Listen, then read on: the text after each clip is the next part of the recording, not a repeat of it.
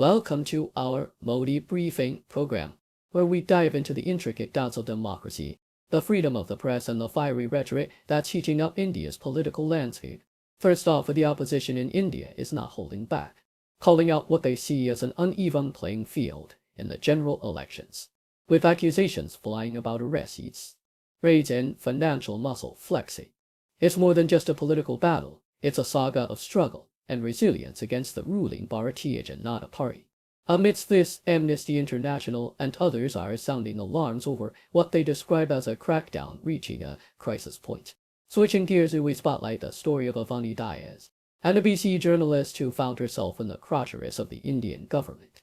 After her reporting on sensitive topics, she faced visa woes and bureaucratic hurdles in Seoul, ultimately leading to her departure from India. This episode raises critical questions about journalistic freedom and the lengths to which governments might go to control narratives. Lastly, we delve into Prime Minister Narendra Modi's recent comments, which have sparked a firestorm of criticism.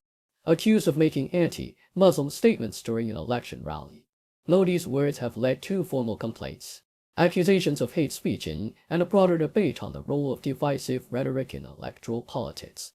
As India continues to vote, these comments add layers of complexity to an already contentious election. Please stay tuned for the detailed content and hint.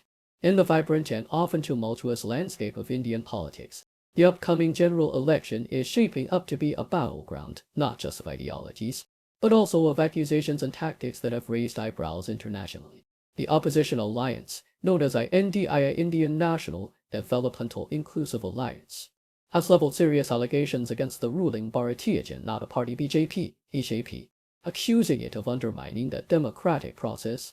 According to a BBC report, the opposition claims that the BJP is using its governmental power to stifle competition, with actions ranging from arrests and raids of opposition figures to the alleged freezing of their bank accounts.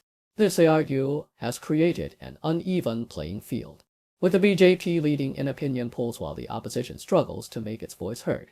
The narrative of an unfair electoral battle is further complicated by international voices that have found themselves entangled in India's political fray.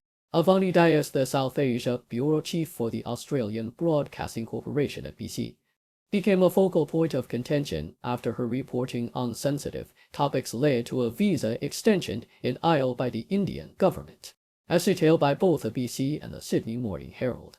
Dias' work, which included coverage on the killing of Sikh separatist Hardeep Singh Nijjar in Canada, was deemed by Indian authorities to have crossed a line. This denial of a visa extension forced Dias to leave India and continue her coverage from Australia, highlighting the challenges faced by international journalists in the country. Dias' departure from India was not just a matter of bureaucratic red tape, but was emblematic of a larger issue of press freedom under Prime Minister Narendra Modi's administration. The Sydney Morning Herald notes that Dias faced intimidation and bureaucratic hurdles that ultimately led to her leaving India ahead of completing a series of investigative reports, including a podcast exploring Modi's life. This incident underscores the tense relationship between the Indian government and the press, especially when the reporting delves into areas the government finds uncomfortable or politically sensitive. The opposition's struggle is not solely against the might of the ruling party's alleged use of state machinery to its advantage. Critics, as mentioned by the BBC, also point to the opposition's own shortcomings, such as the lack of a charismatic national leader who could unify and galvanize support against the BJP. This internal weakness within the opposition ranks adds another layer of complexity to the electoral battle, making the path to challenging the BJP even more arduous. The situation in India, as it heads towards a crucial general election, presents a multifaceted challenge to democratic norms. On one hand, there are allegations of the ruling party leveraging state resources to suppress opposition voices, and on the other, there are concerns about the opposition's ability to present a united and compelling alternative to the electorate. The international dimension, highlighted by the experiences of journalists like Avani Dias, adds to the concerns about the state of press freedom and the broader implications for democracy in India. As the world watches, the unfolding political drama in India serves as a reminder of the constant vigilance required to safeguard democratic processes and the freedom of the press in an increasingly complex global landscape. In a recent flurry of accusations and political uproar, Indian Prime Minister Narendra Modi finds himself at the center of a controversy that has sparked widespread anger and debate across the nation. The Telegraph reports that the main opposition party, Congress, has taken a bold step by filing a complaint against Modi with the Election Commission. The crux of the issue lies in Modi's campaign speech, which has been criticized for blatantly targeting the Muslim minority. According to Modi, a previous Congress government proclaimed that Muslims have the first right over the nation's wealth, suggesting a bias that would favor those with more children, and so-called infiltrators, a term critics argue is a veiled reference to Muslims. This complaint is not just about the words spoken, it's about the precedent it sets, with critics arguing that Modi's comments are potentially the most severe violation of electoral laws ever made by a sitting prime minister in India's history. Echoing this sentiment, George Well highlights the divisive nature of Modi's speech, which has been accused of fanning the flames of anti-Muslim sentiment. The Congress party's complaint to the Election Commission centers around Modi's alleged references to infiltrators and the assertion that Muslims must have priority over the nation's wealth. This, according to the Congress party, is a clear violation of India's election laws that strictly prohibit campaigning that exploits communal feelings. The timing of this controversy is particularly sensitive as India is in the midst of elections that will continue until June 4. Raising concerns about the impact of such statements on the electoral process and communal harmony. The Washington Post adds another layer to the unfolding drama, painting a picture of a political strategy that many view as an attempt to marginalize India's Muslim community.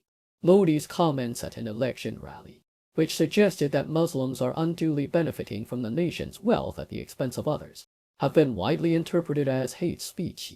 This portrayal of Muslims as wealth grabbers is seen as a deliberate move to cast them in a negative light.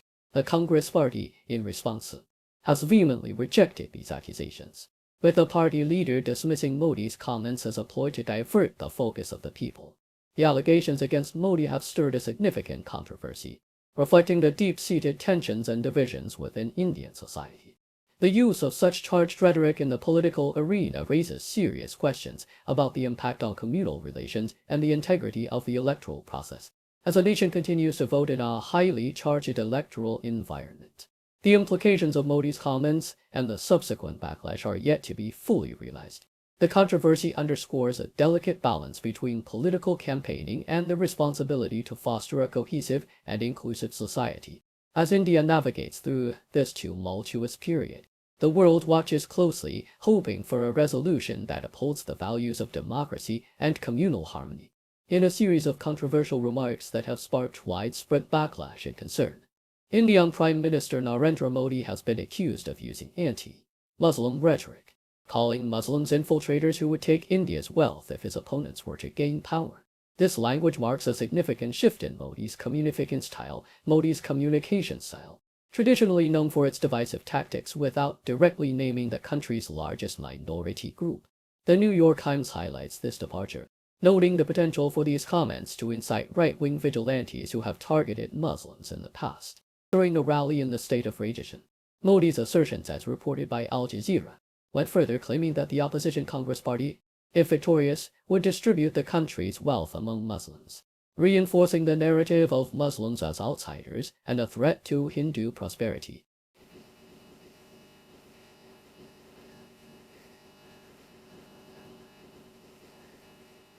A claim that has no basis in fact but feeds into communal tensions. These statements have led to at least 2 formal complaints calling for Modi's arrest and the suspension of his election campaign, citing violations of India's election code which prohibits the spread of religious or caste divisions. The Independent provides additional context to Modi's inflammatory rhetoric, noting his accusation against the Congress party of planning to snatch wealth from Hindus to give to Muslims. Modi misrepresented the Congress party's manifesto, falsely claiming it proposed to inventory the gold owned by mothers and daughters for redistribution, a statement that has been debunked. This narrative of Muslims being favored at the expense of Hindus under a potential Congress rule is seen as a dog whistle, aiming to mobilize Hindu voters by stoking fears of demographic and economic displacement. These comments have not only raised eyebrows for their blatant disregard for the truth, but have also led to fears of an increase in hate crimes against Muslims, which, as analysts point out, have been on the rise under Modi's leadership. The rhetoric employed by Modi is seen as a dangerous escalation in a country already marred by religious tensions and violence. Critics argue that the slow response from officials and officialcies, especially when the accused is a powerful figure like the Prime Minister, only exacerbates the problem, allowing such divisive language to go unchecked. The backlash against Modi's hate speech is not limited to legal complaints or political opposition. It has sparked a broader conversation about the role of leaders in safeguarding the secular and pluralistic fabric of Indian society. The fear is that such comments not only deepen existing divides, but also legitimize prejudice and violence against minority communities. With the election concluding on May 23, the impact of Modi's statements on the social and political landscape of India remains to be seen. However, the immediate concern for many is the potential for these comments to translate into real-world violence and further marginalization of the Muslim community, highlighting the precarious balance between political rhetoric and communal harmony in the world's largest democracy. Thank you for tuning in. The content above showcases the latest briefing reports and analytical synopses, thoughtfully curated by the 60O team. These insights stem from a wide array of reputable media outlets, think tanks, government sources, and specialized experts worldwide. We encourage you to explore these sources for a comprehensive perspective. Keep in mind that while the content may not always align with the official standpoint of 60O Brief, it's not meant to be taken as absolute directives for decision-making.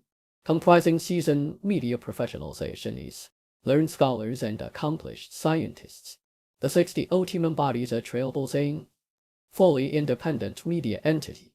To customize 60O Brief to meet your professional needs, you have the option to subscribe to a diverse array of briefings on our website, 60obrief.com. Regardless of your location, you can conveniently receive 60O Brief via email.